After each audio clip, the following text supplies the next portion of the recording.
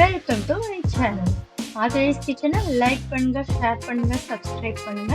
இன்னைக்கு நம்ம ஆதரைஸ் கிச்சனில் பார்க்க போகிறது காராமணி மசால் குழம்பு. அதற்கு தேவையான பொருள் காராமணியை நான் வேக வச்சு எடுத்து வச்சிருக்கேன். 20 சின்ன வெங்காயம், ஒரு பெரிய வெங்காயம், ஒரு பெரிய தக்காளி, 2 குழிக்கரண்டி மசால் பொடி, 10 பூண்டு, கொஞ்சம் கருவேப்பிலை, 1 டீஸ்பூன் சோம்பு, 1 டீஸ்பூன் சீரகம், கொஞ்சோண்டு புளியை ஊற வச்சிருக்கேன், 1 டீஸ்பூன் கடுகு, ஒரு ஆஃப் தேங்காய் எடுத்து எண்ணெய் எல்லாம் எடுத்து வச்சிருக்கேன். இப்போ ஃபர்ஸ்ட் நான் மிக்சியில் தேங்காயை சின்ன சின்ன எடுத்து வச்சுருக்கேன், அரைச்சி வச்சுக்கிறேன். அது கூட சின்ன வெங்காயத்தையும் சேர்த்து அரைச்சிக்கிறேன். இந்த ஸ்டேஜில் நான் 1 டீஸ்பூன் சீரகம், 1 டீஸ்பூன் சோம்பு எடுத்து வச்சிருக்கதை அதில் சேர்த்துக்கிறேன். இப்போ 2 டீஸ்பூன் மசால் பொடி எடுத்து வச்சிருக்கதை அதையே சேர்த்துக்கிறேன். இதுதான் மசால். இந்த மசால் நம்ம அரைச்சா போதும், குழம்பு டேஸ்டாக வரும். சிம்பிள் தான், நம்ம ஈஸியாக பண்ணக்கூடிய டிஷ் தான். தண்ணி ஊற்றி நல்லா வலுவலுன்னு நம்ம அரைச்சிக்கணும். குறைன்னு அரைக்கக்கூடாது. இந்த மாதிரி வலுவலுன்னு அரைச்சிக்கலாம். இப்போ நான் ஒரு கடாயை நல்லா ஹீட் பண்ணிக்கிறேன். அதில் கடலெண்ணெய் கொஞ்சம் ஊற்றிக்கிறேன். நான் 2 டீஸ்பூன் கடலெண்ணெய் அந்த அளவுக்கு ஊற்றிக்கிறேன். 1 டீஸ்பூன் நம்ம எடுத்து வச்சிருக்க கடுகை நான் அதில் சேர்த்துக்கிறேன். அதை நல்லா வெடிக்கிற அளவுக்கு விட்டுட்டு, எப்பயுமே கடுகு வெடிச்ச பிறகு தான் நம்ம அடுத்த பொருள் சேர்க்கணும். வெடிச்ச பிறகு கருவேப்பிலையும் பூண்டையும் நான் சேர்த்து நல்லா வதக்கிட்டு, ஒரு பெரிய வெங்காயத்தை சின்ன சின்னதாக நறுக்கி வச்சிருக்கேன், அதை இதில் சேர்த்து நல்லா வதக்கிக்கிறேன்.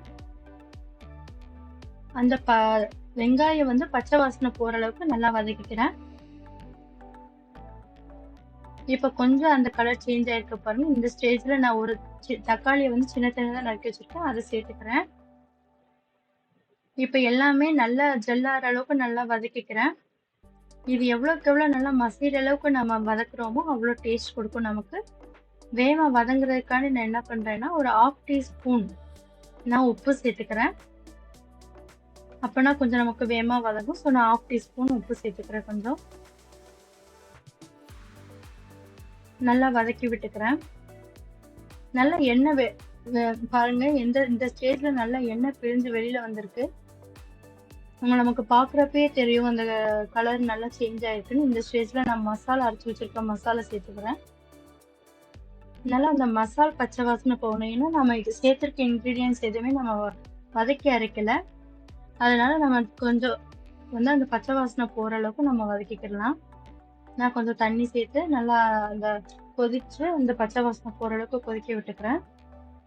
இப்போ இந்த ஸ்டேஜில் நான் கொஞ்சம் தண்ணி ஊற்றிக்கிறேன், எனக்கு தேவைனால. நான் வேக வச்சு எடுத்து வச்சிருக்க காராமணி இதில் சேர்த்துக்கிறேன்.